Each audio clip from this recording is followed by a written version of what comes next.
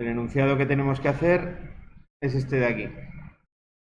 Vamos a comentar rápidamente la parte 6A y la parte 6B, que es lo que tenemos que utilizar como base para poder resolver la parte 6C.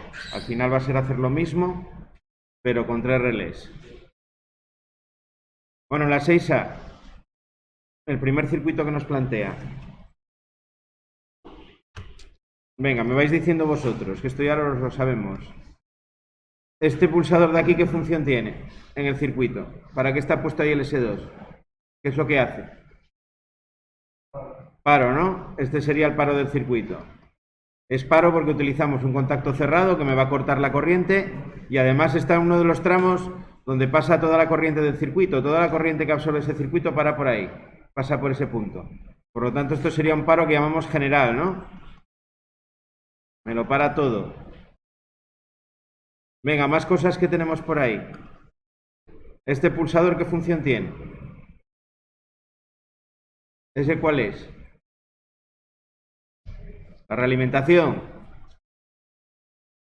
Una dependencia. ¿Qué es ese pulsador? ¿El S1 qué es ahí? Marcha, ¿no? Venga, que esto no lo sabemos. ¿Por qué es marcha? El circuito está en reposo. Fijaros que el circuito está abierto a esta altura por todas las ramas.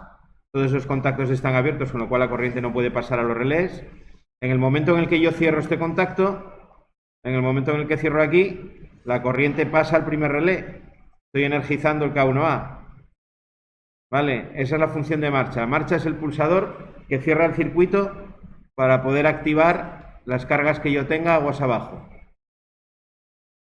Vale, una vez que pulso la marcha, es donde entra en juego este otro contacto que tengo aquí. Al activar K1A, este contacto se cierra. ¿Este contacto qué función tenía? ¿Este de aquí qué función tiene entonces? ¿Cómo llamamos a ese contacto que está en paralelo con la marcha? Realimentación, ¿no? Este lo que hace es dar corriente al relé. Una vez que yo he dejado de pulsar la marcha, en el momento en el que pulso, el contacto se cierra, la corriente, además de estar pasando por aquí, la corriente va a estar pasando también por ese contacto de realimentación. De tal manera que cuando suelto el pulsador de marcha y vuelvo a abrir esta rama, la corriente sigue pasando por la derecha. Por lo tanto, el relé estará encendido, ¿no? El hecho de tener realimentación es lo que me obliga a tener un contacto de paro siempre en el circuito. ¿Vale? Cuando tengo mando por pulsos, tengo pulsador de marcha, pero además tengo que tener un pulsador de paro. Porque una vez que conecte el relé, de alguna manera tengo que llevarlo a la situación anterior, ¿no? La situación original en el circuito, que era con todo desenergizado. ¿Vale? Bueno, viendo esto.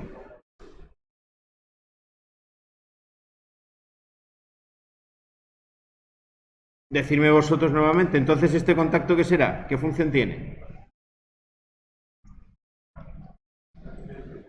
El S3, ¿qué es en este circuito? ¿Qué función tiene? Marcha, paro, realimentación, dependencia, enclavamiento o incompatibilidad.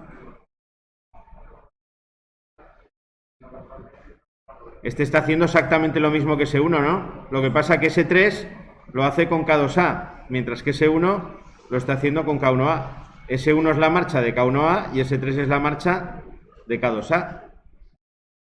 Al final lo que va a hacer es cerrar el circuito y dar corriente por aquí. ¿Sí o no? Estas cosas hay que ir metiéndolas un poco en la cabeza porque es la base del funcionamiento de los circuitos que estamos viendo. Fijaros que el resto ya es lo mismo. Este contacto de aquí también es una realimentación. En este caso, ¿de quién es la realimentación? De K2A. La realimentación siempre es un contacto del mismo relé, ¿no? Aquí tengo el K1A, que era la realimentación de esta bobina de K1A. Mientras que el contacto de la derecha, el 1114 de K2A, es la realimentación de esa bobina del relé K2A. Bueno, aquí me meten un nuevo contacto que antes no tenía, que es este de aquí. Ese contacto es de lo que va la práctica. La práctica se trata de hacer que un relé dependa del otro. En este caso lo que tenemos es que K2A depende de K1A.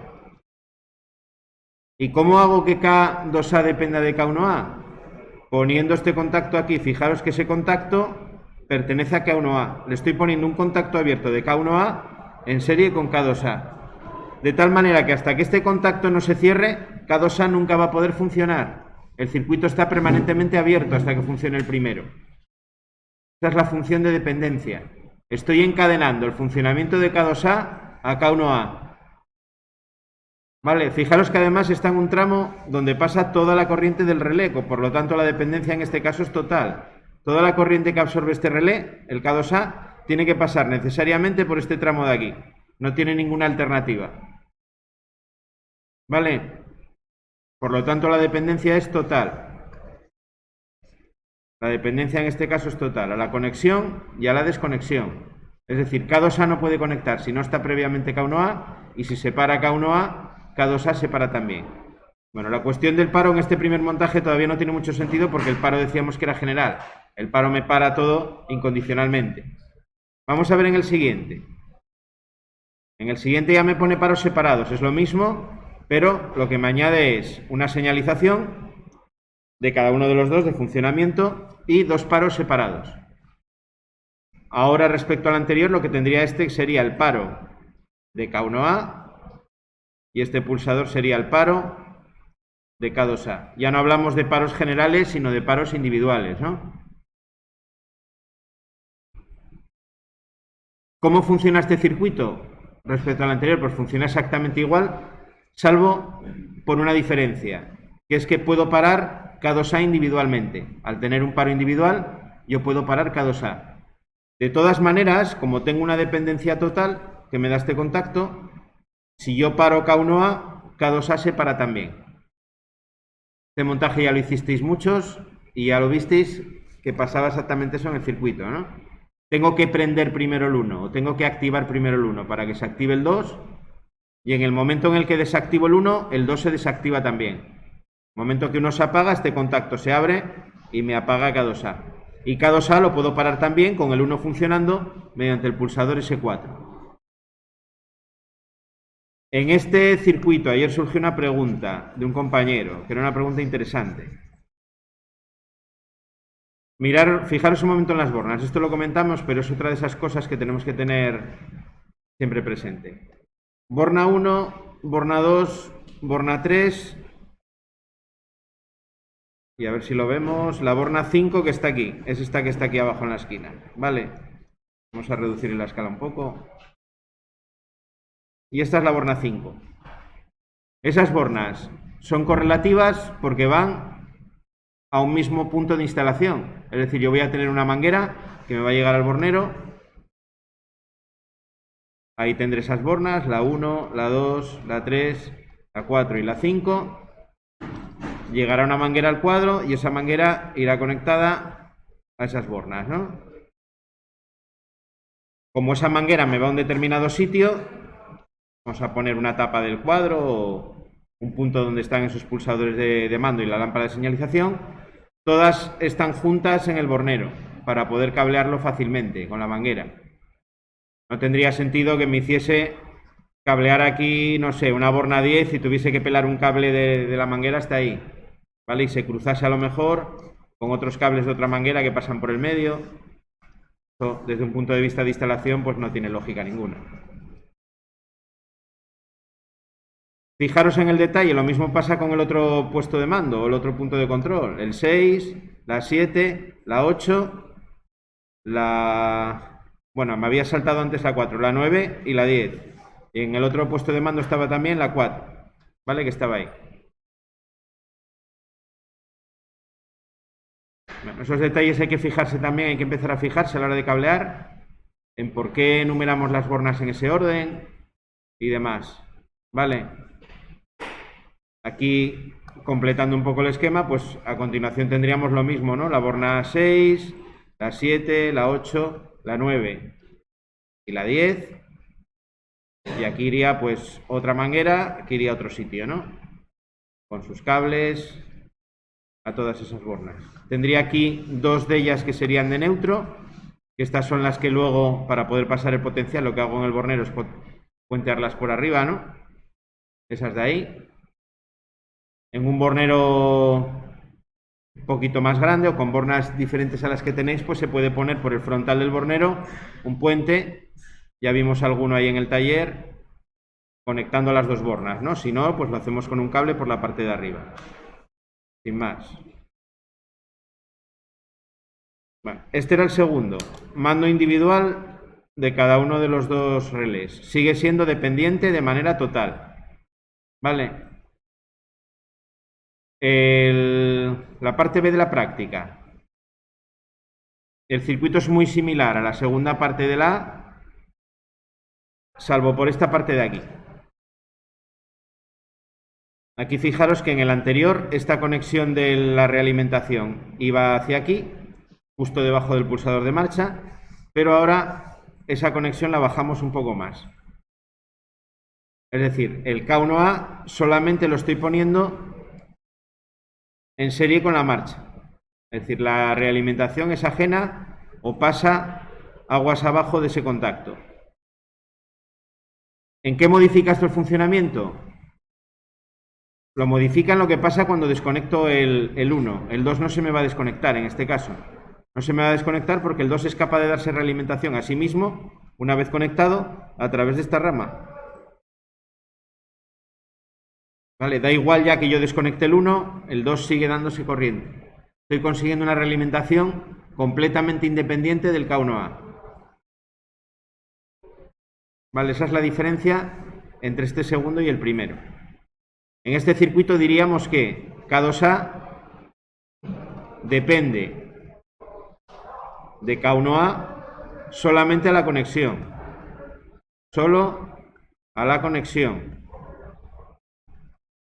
Vale, solo depende de la conexión. En lo que es el funcionamiento práctico del tablero veréis que conectando es lo mismo, hasta que yo no activo el 1, el 2 no se puede activar, pero con los paros que tienen individuales yo podría desactivar el 1 y el 2 no se desactivaría, seguiría funcionando hasta que yo pulse su paro. Vale, una carga que necesita de otra para conectarse, pero que luego ya puede permanecer de manera independiente conectada. Dependencia solamente a la conexión. Nada, en la parte B es lo mismo, en la segunda parte de esta práctica B, de la 6B, lo único que os añade es la señalización de paro. Ahora lo que tendría sería, en esta parte de aquí, una señalización de paro, ¿no? Que hacemos siempre con contactos cerrados. Esa lámpara va a estar encendida en cuanto yo tenga el circuito en tensión, siempre y cuando K1A y K2A estén apagados. En el momento en el que se encienda cualquiera de los dos, me abren la rama de la señalización y la señalización de paro se apaga. Esto ya lo habíamos visto en prácticas anteriores. Esto me parece que es conocido, ¿no? Y fijaros que aquí sigo teniendo lo mismo de antes. Sigo teniendo dependencia solamente a la conexión. La dependencia está en serie con la marcha, pero la realimentación va aguas abajo de la dependencia. Por lo tanto, dependencia a la conexión, pero no a la desconexión. Nada. Y ahí llegamos al planteamiento que nos hace la 6C, que es ya la de diseñar. Vamos a ver qué nos piden. Vale, diseñar el esquema de mando correspondiente al encendido de 3 relés. Bueno, voy a tener, en vez de K1 y K2, pues K1, K2 y K3. 6 pulsadores. En este caso todos van a estar en el mismo sitio, porque no tengo tres grupos de pulsadores en el tablero, solamente tengo 2. Consideramos que están todos juntos. S1 y S2, marcha y paro de K1A, respectivamente. S3 y S4, marcha y paro de K2A. Y S5 y S6, marcha y paro de K3A. Cogeríamos, lo normal sería cogerlos en orden, ¿vale? S1 el de abajo del todo, S2 el que está encima y así hasta llegar al último. En orden, S1, S2 hasta el S6. 3 pulsadores de la botonera más 3 finales de carrera. Bueno, cada uno marcha y paro. Y ahora la clave que nos dice lo de abajo es las dependencias que tiene. El 2 tiene que depender totalmente del 1. El relé 3 depende de K2A solamente la conexión, pero no la desconexión. Pero depende totalmente de K1A. ¿Cómo añado dependencias o cómo puedo depender de dos relés? Pues igual que depender de uno. En vez de tener un contacto en serie, pues tendré dos contactos en serie. ¿Vale? Uno de un relé y otro del otro relé. Eso es simplemente ya ir reproduciendo el mismo funcionamiento con el número de relés que yo necesite.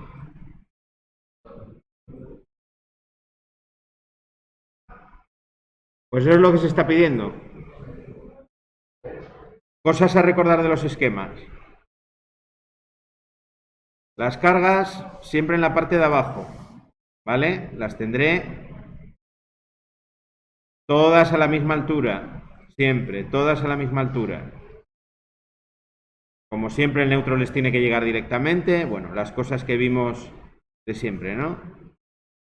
K1A, K2A y K3A. Vais metiendo en el KDesimu todos los componentes y una vez que los tengáis, metéis el cableado. Eso os va a hacer que se os pueda simular bien y las conexiones van a estar mejor hechas. Vamos a recordar también el KDesimu alguna cosa. Aunque esto lo hemos visto ya varias veces, pequeño recordatorio. Bueno, dibujar con la lupa ahí de cerca para poder ver bien lo que voy metiendo. Empezamos siempre por la parte de aquí de la